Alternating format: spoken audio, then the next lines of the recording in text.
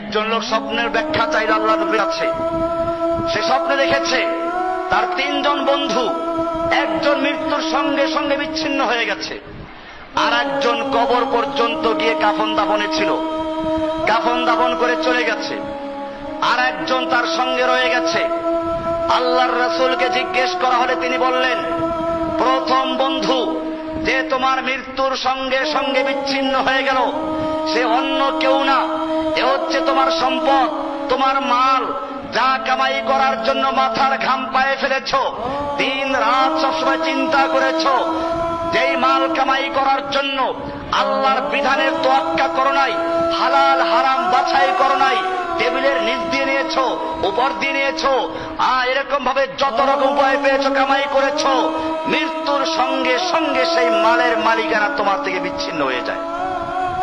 দ্বিতীয় বন্ধু যে কবর পর্যন্ত গিয়েছে, এ হলো তোমার সন্তান, আত্মীয় স্বজন, তারা মৃত্যুর সঙ্গে সঙ্গে বিচ্ছিন্ন হয় না, তারা তোমার জানাজা পড়বে, কবর দিবে, কবরে রাখবে, রাখার পরে তারা উঠে চলে আসবে, তোমার সঙ্গে আর কেউ থাকবে না।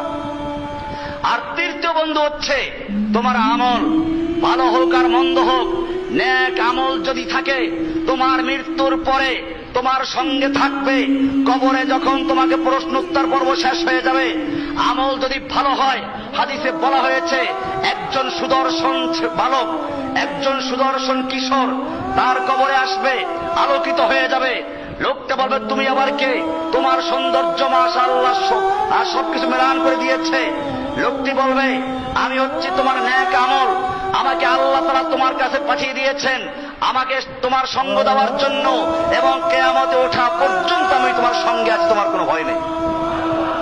পক্ষান্তরে যদি তোমার আমল বিনষ্ট হয়, খারাপ আমল করে থাকো, হাদিসে পরিষ্কার বলা আছে, দুর্গন্ধ ময়লা যুক্ত একটা বুড়া মানুষের আকৃতিতে একটা লোক আসবে, এমনি বুড়া মানুষ, সাধারণত মানুষ বেশি একটা পছন্দ করে না, এরপরে দুর্গন্ধযুক্ত, শরীরের ভিতরে নানা রকমের পয়জন থাকবে, পচা পোড়া, রক্ত ঝরতে থাকবে, পুজ ঝরতে থাকবে, দুর্গন্ধ ছড়াবে। এরপরে লোকটা দেখে আটকে দেবে, এমনি কবরে একা, আবার এরপরে আবার কত শাস্তি। এরপরে এই লোকটা আরেকটা অতিরিক্ত বিপদ। তুমি কে? তোমার এত বিশ্রী চেহারা, এত দুর্গন্ধ, তুমি কোত্থেকে এলে, কেন এলে? সে বলবে, আমি তো, আমাকে চিনো না, আমি তো তোমার সেই আমল, সারা জীবন তুমি যা কামাই করেছো, ওই আমলটাকে আল্লাহ সুবহানাহু ওয়া তাআলা আমার আকৃতি দিয়ে তোমার কাছে পাঠিয়েছেন, আমি তোমার সঙ্গে থাকবো কিয়ামতের আগ পর্যন্ত, এবং তোমার থেকে মুহূর্তের জন্য বিচ্ছিন্ন হব না।